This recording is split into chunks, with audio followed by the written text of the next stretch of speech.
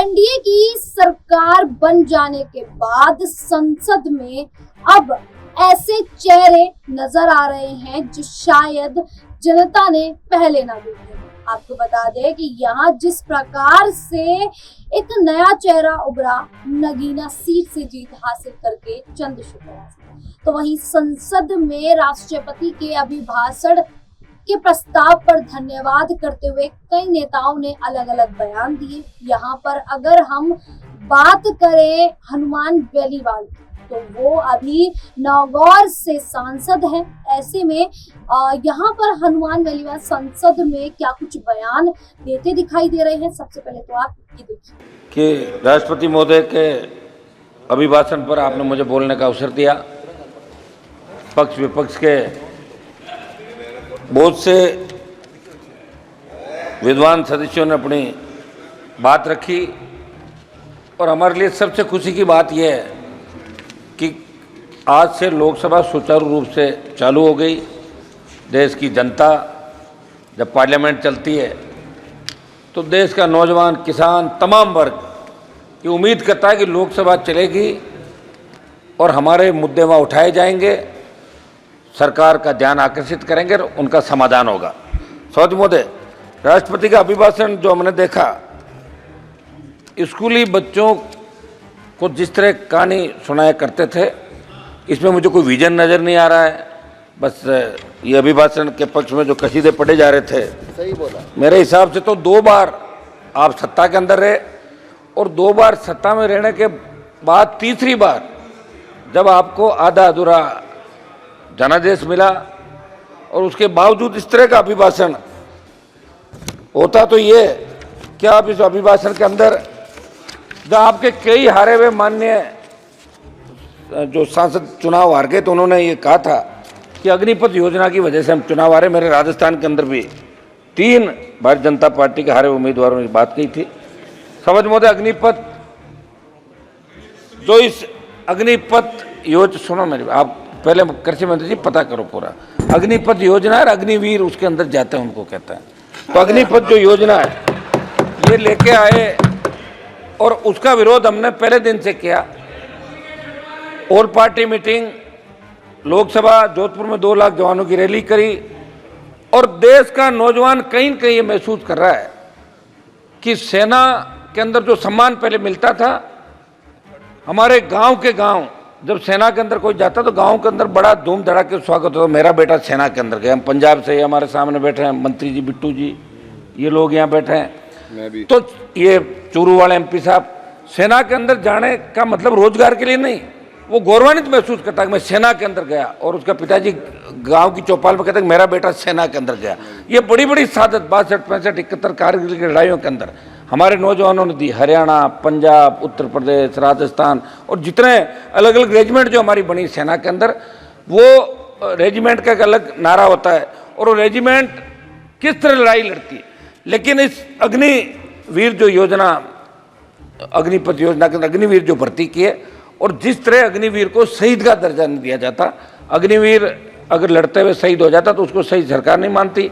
जैसा रक्षा मंत्री जी कहते कि 1 करोड़ रुपए दे रहे हैं, तो 1 करोड़ रुपये कोई मायने नहीं रखता साहब। लोग वहाँ लड़ने के लिए 20,000 फीट ऊंची पहाड़ियों पर जाते हैं। हमारी सेना जो वर्ल्ड के अंदर सबसे मजबूत थल सेना के रूप में इंडियन सेना को माना गया। तो मेरी ये मांग रहेगी कि इस अग्निपथ जो योजना अग्निवीर है, इसको खत्म करके पूर्व की भांति सेना भर्ती रैलियाँ इस देश के अंदर कराई जाए, जिससे सेना का सम्मान लौटे और किसान के बेटे सेना के अंदर जाना चाहे। हमारे यहाँ सेना भर्ती रैलियाँ में लोग गए ही नहीं। अग्निवीर वाले के अंदर लोगों ने बहिष्कार कर दिया, इनके चूरू के अंदर बहिष्कार कर दिया, सीकर के अंदर कर दिया, हरियाणा के अंदर कर दिया। ये आपके आर्मी के हमारे बेटे एमपी साहब।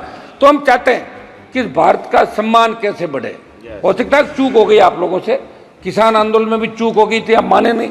700 किसानों ने शहादत दी, उसके बाद आपने बिल वापस लिए, ये भी बड़ी चूक है। और अगर आप चाहते हो कि हरियाणा आपके हाथ से नहीं जाए, महाराष्ट्र आपके हाथ से नहीं, समय जाके समझ जाओ। अब की बार 237 पे आओ, अब की बार 130-35 पे आ जाओगे जब 5 साल चुनाव होगा। धीरे धीरे घट रहे हो। 400 पार का नारा दिया था, नहीं पहुंच पाए।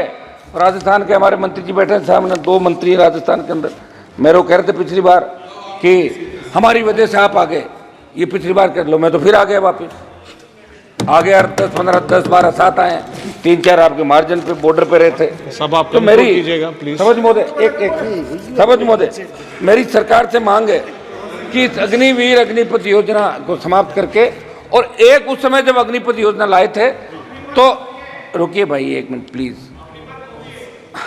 मूवी अलग है, इस योजना का नाम पढ़ ले, आप सुनो, पहले पढ़ाई करो, तैयारी करो, ठीक है। सिवाय मोदी जी के नारे लगाने के कुछ नहीं करते आप लोग, मोदी जी ही करते, पढ़ा करो। तो ये मेरा समझ महोदय, एक उस समय क्या हुआ था कि जब ये योजना आई, प्लीज उस समय आप कंक्लूड एक मिनट साहब, पूर्व में सेना भर्ती जो रैलियां होती थी, उसमें हमारे बच्चों ने जो फिजिकल थल सेना, आपकी रुकिए साहब क्यों बोल रहे हैं हम, थल सेना, वायुसेना और आपकी नेवी, इन तीनों के अंदर फिजिकल हो गया और बच्चों को ज्वाइनिंग लेटर दे दिए, उनकी भी भर्ती नहीं कर रहे हो, उनकी भर्ती की जाए।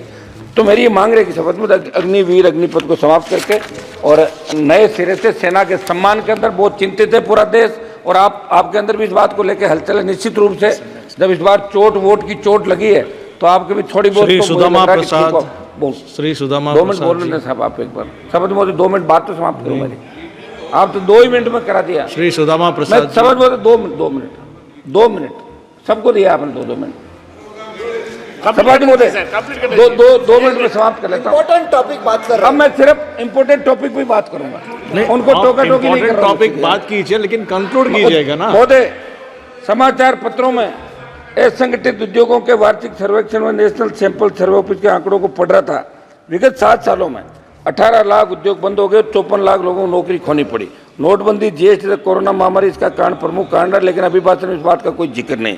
सोच महोदय, युवा आत्महत्या कर रहा है और नशे की बढ़ती प्रवृत्ति देश के लिए चिंता का विषय। सिंथेटिक नशा, पंजाब, हरियाणा, राजस्थान, MDMA, LSD, इस पे कैसे रोकथाम हो, ये हम सब के लिए चिंता का विषय, सबको इस पर विचार करना चाहिए। नीट की बात चली, हम भी चाहते हैं कि नीट के अंदर एक दिन की चर्चा होनी चाहिए, ये हमारी सबकी मांग है। और हमारी मांग तो ये भी है कि मंत्री जी, माननीय सभापति महोदय, आपका आभार कि आपने मुझे बोलने का मौका दिया।